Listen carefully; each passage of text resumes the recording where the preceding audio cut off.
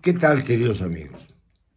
Francamente, yo les pregunto con sinceridad, ¿les gustaría que les llamaran corcholatas? Porque resulta que a los candidatos, precandidatos de Morena, el presidente ya los destapó y dice que son sus corcholatas.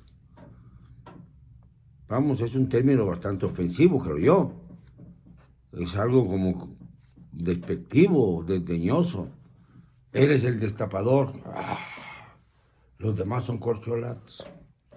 Y con esta filosofía se han llevado a cabo las elecciones para encontrar congresistas estatales en cada entidad de la República para que representen a Morena en la selección de los próximos candidatos. Y aquello se volvió, como ya dijimos ayer, una verdadera tremolina, algo grotesco para un partido moderno, con todos los vicios del viejo sistema político mexicano. Ya ven ustedes, ahora el tripe, pues debería intervenir, pero no lo van a dejar, ya está maniatado. Desde el 10 de abril está maniatado. Quizá la última oportunidad que tuvimos de contar con un órgano electoral imparcial fue precisamente el 10 de abril, cuando se convocó a todos los mexicanos a que le revocáramos el mandato a López Obrador, y no lo hicimos. Ahora vamos a cargar con la penitencia, porque resulta que las cosas van cada vez peor. No se solucionan los conflictos. La solución, por ejemplo, para la crisis del agua es esperar que llueva. Ya llovió en Nuevo León, por ejemplo. Ya esto mantiene un poco la tranquilidad en el norte. Pero el presidente, antes de que empezara a llover en Nuevo León, exactamente el mismo día, pero antes, o sea, por la mañana, ya estaba firmando un decreto para que fuera el gobierno el que supiera distribuir el agua, sobre todo para uso doméstico. Y esto dejaba pues a un lado a los empresarios que necesitan del agua para sus distintas industrias y dejaba completamente inhabilitado al gobernador, el niñato gobernador Samuel García, y a la soberanía de Nuevo León. Soberanía, que no es soberanía, es autonomía, ya lo he dicho en otras ocasiones. La soberanía es el poder que no reconoce ningún otro por encima de él. Y esto no es el caso porque los estados reconocen como superior a la Constitución General de la República. Y ahí se pierde el concepto de soberanía, debe ser autonomía, pero ya saben ustedes que en México interpretamos las cosas como nos viene en gana. Y por si fuera poco, sigue la tremenda crisis, esta sí, en la aviación general. Parece ser que se ha estacionado el presidente en el tema de la aviación, vuela mucho, en su imaginación se vuelve un tanto cuanto impredecible, porque pues no sabe cómo justificar los millones de pesos, miles de millones de pesos, de dólares, que invirtieron en los aeropuertos, que ha invertido en el aeropuerto, por ejemplo, de Felipe Ángeles, el de Tulum, que no tienen, pues en este momento, movimiento alguno. Ahí están, obras maravillosas, según dicen, que son simple y sencillamente el equivalente a un pequeño aeropuerto de Alemania o Francia, no digamos aeropuertos como los de Nueva York, porque son varios los de Nueva York, o los de Houston o Dallas, que son los aeropuertos pues más movidos en los Estados Unidos, con más movimiento. No, no, no.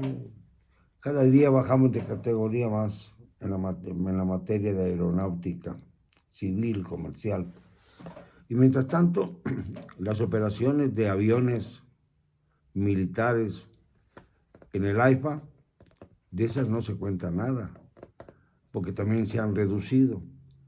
Les quitaron una base militar a, a los militares Y ahora resulta que pues ya no tienen tanta movilidad ni tanta operatividad en el aeropuerto Felipe Ángeles. Esto es interesante. Pero eso sí, se les compensa a los militares dándoles todo tipo de canonjías para que puedan, por ejemplo, administrar la mayor refinería del mundo en la que no se fabrica, no se refina ni un solo barril de gasolina, ni uno.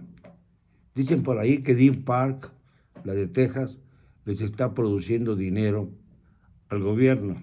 Nada más falso.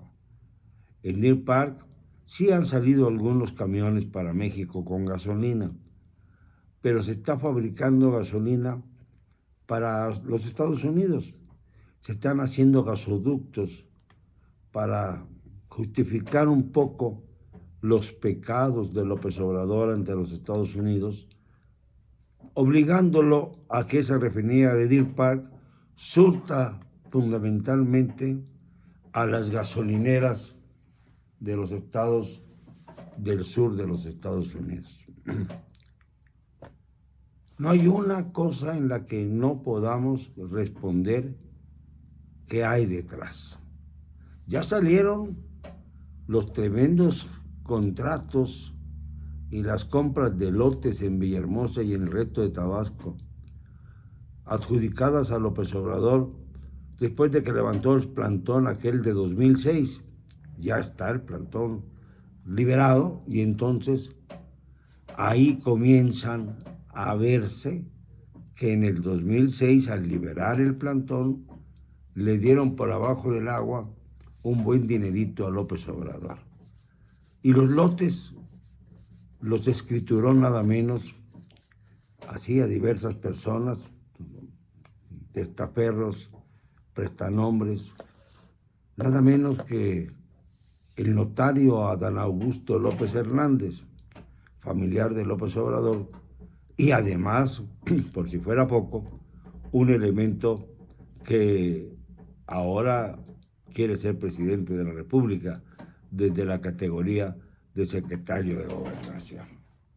Este es el medio en el que nos estamos moviendo todos los días. Ahora la crisis del agua se resuelve diciendo que la va a manejar, la va a paliar el gobierno federal. Es decir, el gobierno federal va a ser la de Dios para que haya más nubes sobre las zonas secas de nuestro país, o distribuye mejor el agua, porque en algunas zonas de nuestro país hay demasiada y en otras hay muy poca. Entonces va a ser superior a la naturaleza, porque no han tenido la precaución en los lugares donde hay pocas lluvias de hacer más presas que permitan que en caso de crisis como la que se está presentando puedan disponer de las reservas necesarias. No, solamente ahora se quejan, se disputan la responsabilidad, pero no actúan, y la mayor manera de demostrarlo es qué pasó con las denuncias contra los expresidentes. Pablo Gómez, el gran comunista de la Cuarta Transformación, exhibió a los presidentes, expresidentes, salvo a Echeverría, que ya murió finalmente a sus 100 años. Pero los que siguieron, no vamos a hablar de Miguel de la Madrid, también fallecido, pero sí podemos hablar de Carlos Salinas, de Zedillo, de Fox, de Calderón y principalmente de Peña Nieto. Todos ellos han sido acusados de distintos delitos. Por ejemplo, en el caso de Salinas, se le involucra en la investigación que se está haciendo cuando se abrieron las carpetas sobre el caso Colosio. Y no han avanzado un milímetro desde que se pronunció así. Al contrario, ha habido amenazas soterradas de un grupo y de otro en la disputa por el Estado de México. Vino perfecto. Vino perfecto para Morena esta disputa, pero también el PRI está reaccionando porque el grupo Atlacomulco tiene fuerza. Y Peña Nieto ha vuelto a liderar, como no ha sido tocado por el gobierno, a pesar de sus pillerías, pues ahora hace lo que le da la gana. Y hasta se menciona el absurdo de que la campaña de la oposición la encabeza nada menos que un junior que no tiene ningún tipo de conocimiento de la política, que no tiene currículum político y que francamente desciende de uno de los grandes predadores nacionales, Enriquito de la Madrid. Y si esto se consuma, pues francamente estaremos en una situación de emergencia, porque no hay líderes de oposición capaces de enfrentar a la maquinaria morenista que se ha apropiado de la maquinaria priista de otros tiempos. El PAN estuvo 12 años en el poder y no pudo aniquilar la estructura priista tan bien formada que le permitió al PRI mantenerse al aire, o sea, mantenerse vivo frente al gobierno panista. Algún movimiento hubo, destacaron algunas gobernaturas que cayeron en manos del PAN, pero el PRI ni se inmutó en esa época. Al contrario, todo lo contrario. Y los partidos políticos siguen sobrevaluados, no aglutinan. Ustedes saben que el PAN es el partido político que tiene menos militantes en el país y sin embargo tiene una representación en la Cámara de Diputados y en el Senado, que es la segunda más importante. Es algo muy complejo, ¿no? Muy extraño. Y son además los que tienen algunas gubernaturas que se han salvado de la marabunta morenista. Una marabunta que se agarra a batazos para elegir a sus consejeros o a sus congresistas, les llaman. A batazos. Como le gusta mucho el béisbol al señor López Obrador, pues aparecieron batazos por todas partes. Y esto es como nos gobiernan. Ese es el estilo personal de gobernar de Andrés Manuel López Obrador. ¿Por qué no nos dice el presidente qué hace después de las mañaneras? Yo tengo mucha curiosidad. Si es necesario que le haga esta pregunta allá en su feudo de Palacio Nacional, se la haré. Pero me resulta un poco siniestro ir a una mañanera en la que ya sabemos que los principales interlocutores son periodistas de la talla de Lord Molécula. Y yo francamente me respeto tanto a mí mismo que no me siento capaz de estar alineado en la fila con Lord Molécula. No. Es algo que me detiene. Pero si es necesario hoy, a ver si me deja entrar el señor Jesús Ramírez Cuevas, que yo creo que no me dejará entrar porque él es un hombre de formación fascista, como la famosa ley de mentiras que fue descubierta ayer con ropa y bolsos de marca carísima, Gucci. La austeridad republicana pasó a la pobreza franciscana y no vimos a la señora Ana Elizabeth García Vilchis con guaraches, ni con vestidos de manta, ni nada por el estilo que pudiera parecerse a la pobreza franciscana en la que ahora vivimos todos por mandato del señor López Obrador. No se les vaya a ocurrir comprar zapatos, por favor, porque eso sería violentar los deseos del presidente de la República. Un hombre que ha faltado a todo, que se ha burlado de los símbolos nacionales, que ha estado pues metido profundamente con los intereses del narcotráfico. Para ellos sí construye carreteras en el norte del país.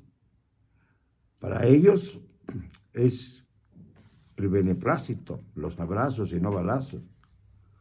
Los que somos criminales casi, somos periodistas que criticamos a este gobierno. A estos, a nosotros, sí nos agrede constantemente. Pobre presidente. Me da pena pensar en cuál va a ser su destino. Nada halagüeño para él. Me da pena, presidente. Se lo digo de corazón. Porque ya solo le quedan 26 meses en el poder. Solo eso. Y se van así. Lo siento, no me van a callar. Y lo digo hoy y siempre, con cero cobardía.